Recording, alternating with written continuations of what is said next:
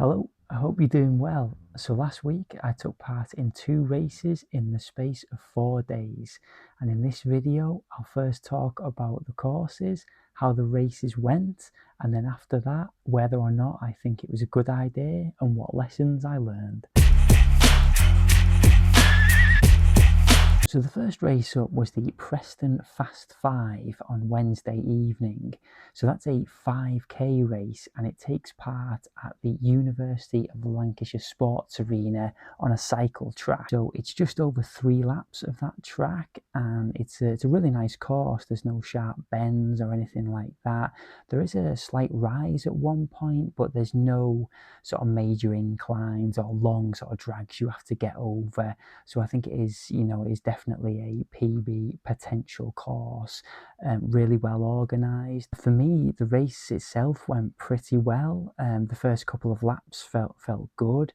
It was a bit breezy that evening, so there were occasional headwinds, but fortunately I was in with a really good group, which always helps in those race situations. The only issue I had was entirely self-inflicted, which was that I'd forgotten to start my watch at the start of the race, and it was only when we were well into lap 1 that I looked down and had that dreaded realization that the timer wasn't moving. So I started it as soon as I realized, but at that point I had no sort of gauge where we were. So I do like to have just a little glance down as you pass through those kilometer markers, just to see if I'm on pace, just to see how it's going, where I'm at. Being unable to do that was a bit of a shock to the system in a way, but it was good. It was running off feel. So I crossed the line in 15:48, which is a few seconds off my current PB, but I was quite pleased with how it went. It felt pretty nice. The last lap was was pushing, but no, it was good. So all in all, a really nice evening, a really nice race. On to Sunday morning and the second race, which was the Wrexham 10k. And the course itself was the complete opposite of Preston, to be honest, because the Wrexham 10k course is really quite hilly. It was much hillier than I'd anticipated. The website had said, described it as some small inclines, but I think that was underselling it somewhat, because I think it definitely felt a lot more than small, the inclines anyway. There was quite a few sort of tough sections, I think. There was I believe it's called Erdig Hill, which is you encounter during mile 5, and that was a real sort of tough section.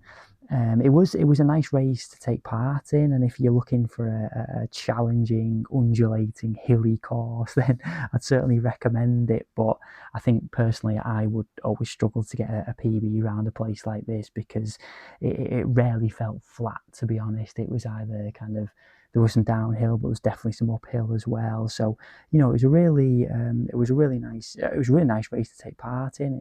Again, really well organised, great atmosphere. It was lovely starting and finishing in the centre of Wrexham. That was nice, but the actual out on the course I did find tough. I did find it pretty tough going. The race itself went okay. I did find it quite a challenge, the course, if I'm honest, and after the first mile things got quite spread out, so there's quite a few of us out kind of on our own. I was, one of those kind of on my own from mile 2 to pretty much near the end, really. So I could always kind of see the guy in front of me, but I was never really going to catch him. So yeah, it was okay. Mile 5 was definitely the hardest. A few tricky hills, a few tricky moments in mile 5. So I crossed the line in a time of 33:23.